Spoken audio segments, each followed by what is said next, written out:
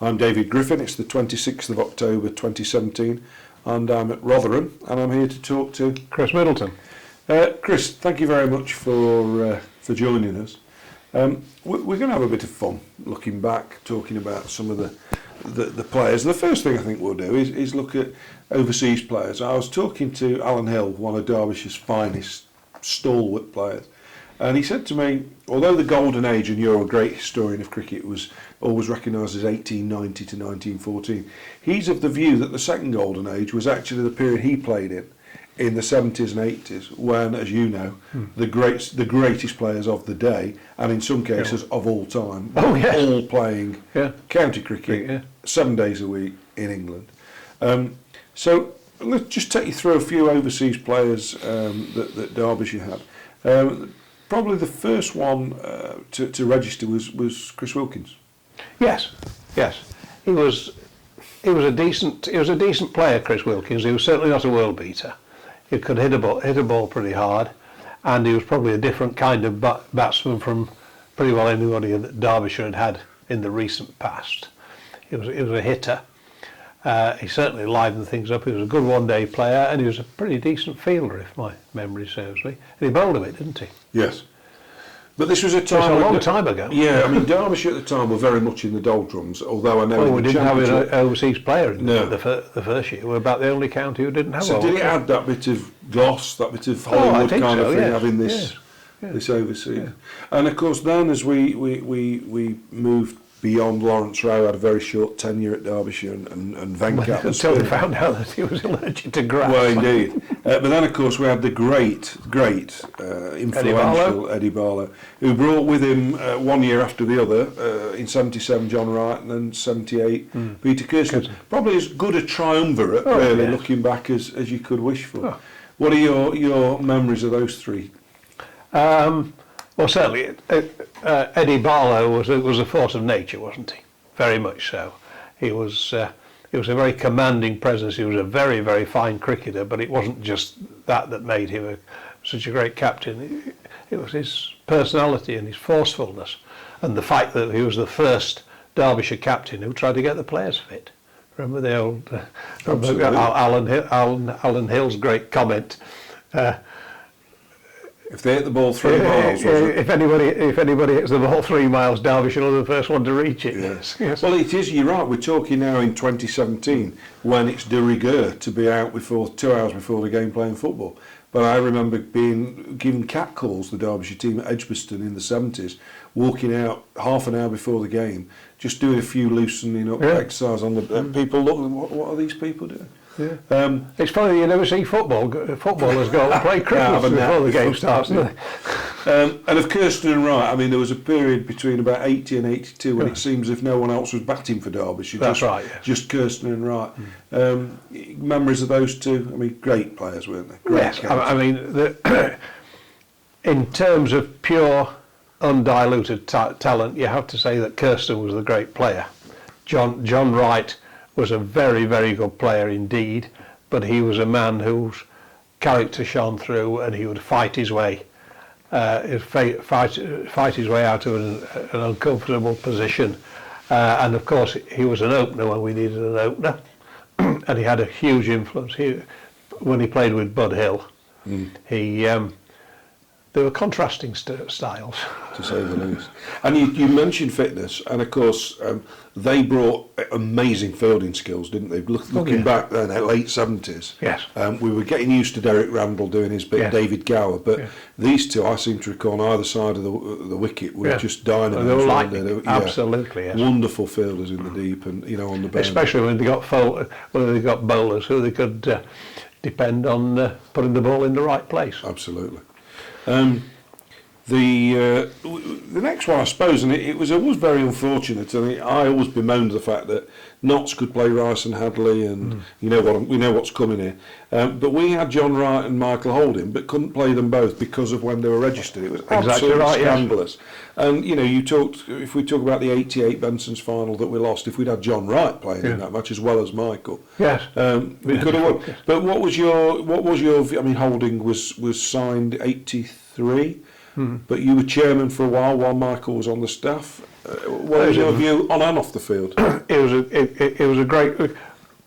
was a great man to deal with. But then most of our overseas were. John Wright was a pleasure to work with, but Michael Hoadley was just 100% man, and you could actually go and talk to him, and he would talk very serious. He would ignore the fact that he knew 100 times more than I did about the playing of the game. He would just give you his unvarnished view of what was going on, which is why he's such a good commentator now. Yeah. He never pulled his punches when he was talking about players, whether it was ours or the other side. He was a man who spoke the truth all the time, and he knew what he was talking about. And of course, he was a very bright fellow. I think he had a degree in electronic engineering or something. He was a very bright fellow. I always found with Michael to this day that Michael treated people like you and I, avid followers of the game, fanatics, but I've never played to anything like that standard. Treated you as though you had. Absolutely. He didn't demean you and talk down to his view. Right. Was you watch the game, you can have a valid view on it. Yeah. He was a gentleman in yes, he was. very much so. Absolutely. And he still calls me chairman, which is very embarrassing. And of course, replaced by, arguably, in my eyes, anyway, the fastest bowler I've ever seen play for Derbyshire. What, Bishop? Ian Bishop. Oh, he was quick.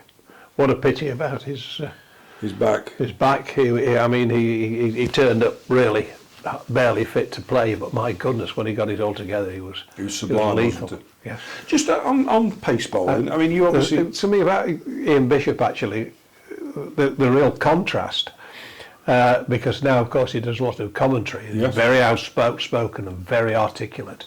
Well, I remember when Ian Bishop first arrived, we had I can't remember where it was, we had a dinner somewhere in Derbyshire, beginning of the season. Nobody had seen him before. And I was sitting next to him at dinner, and he was so shy, I could not get a word out of him. He was clearly a very pleasant sort of chap, but I couldn't get him to talk. He didn't want to talk to me.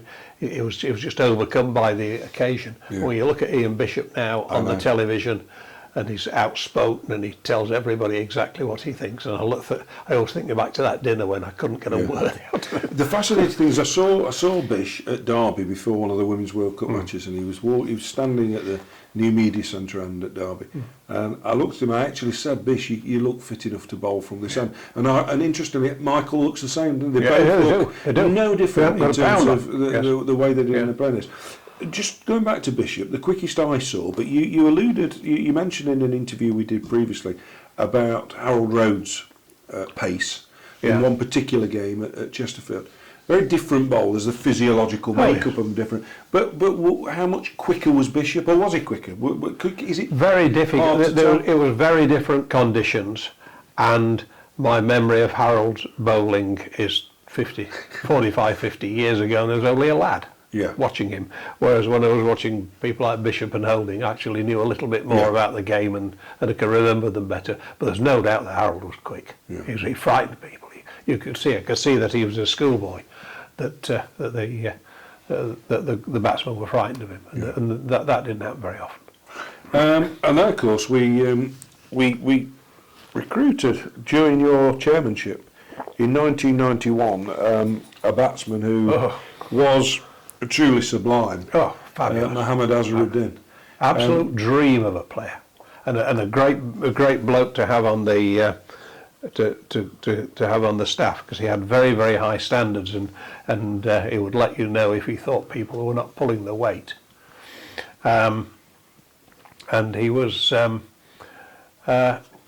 super. If someone said to me, which batsman of the whole of your watching experience would you just love to see again for a day, it would be to be Azhar. Really? Azhar was a supreme player.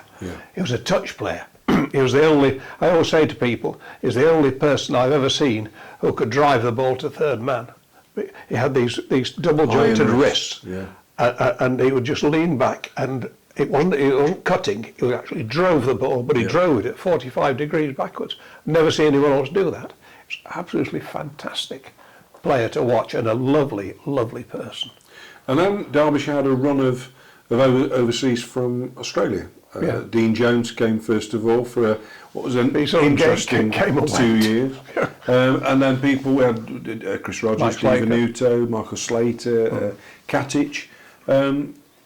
They were generally guaranteed runs, didn't they, in the main? Oh, of course the they did, Australians. yes, Your pick of those? Who would you pick of the... Of the Australians? Yeah. I think Slater was a very fine player. We probably didn't quite see the best of him. No, I don't But think he was a we good. did. He was a fine player. Yes. Well, we're talking about overseas, so it's an opportune time to take you to your World 11. I know you've been scribbling down, but you've watched cricket for well over 50 half years, a century.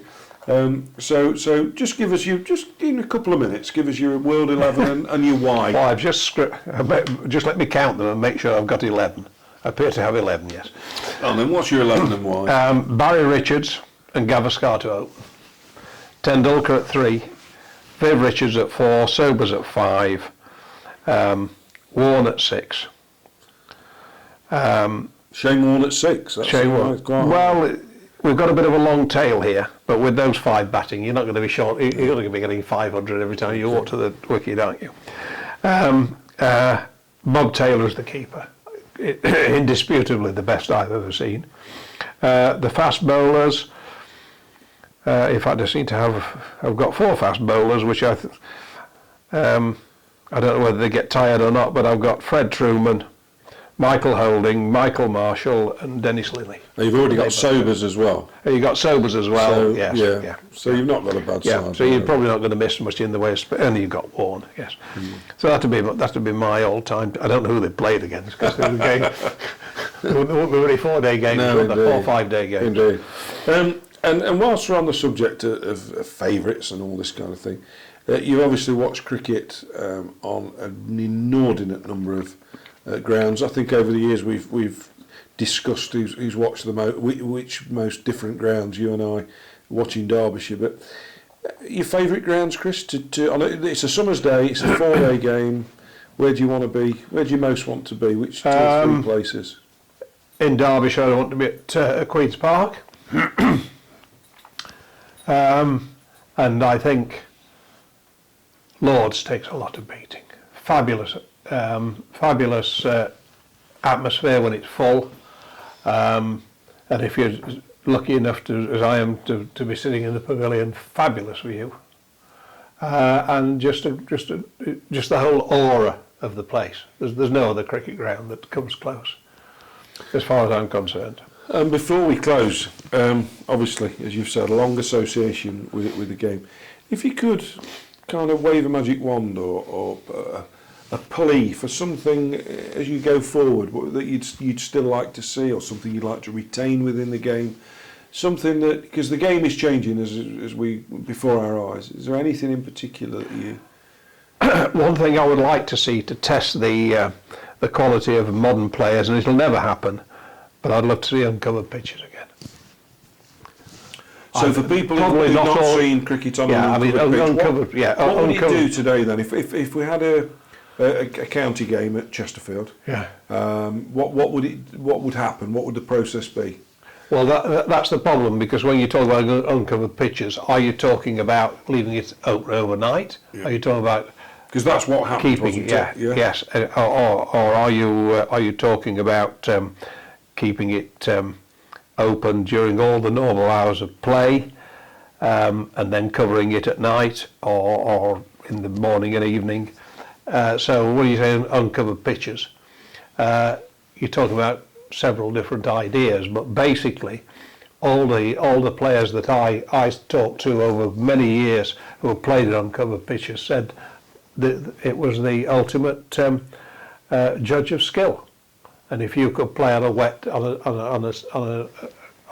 pitch at Chesterfield, or say, and you got I don't know, Rhodes and Holding bowling at you, if you could stand up to that, you could stand up to anything. And the same for the spinners, of course, because now if a pitch is over dry, everybody has a heart attack, and there's no real reason why they should, as far as I'm concerned. And they've got so much protective equipment. I mean, all the players we're talking about in the uncovered pitches days, they'd be wearing the most basic of a protective. They'd have pads in the box, not to be it, wouldn't no it? headgear was the. They wouldn't have headgear. They wouldn't have a chest guard. They wouldn't have an arm guard. Yeah. You know, nothing like that, and it was just pure skill. And finally, still enthused by the game, Chris? You went as a young boy to Chesterfield. Yes. Still enthused? Yeah, all these years later? I shall be at Derby and Chesterfield and Lords and wherever Derbyshire are playing. Oh, absolutely, yes. Excellent.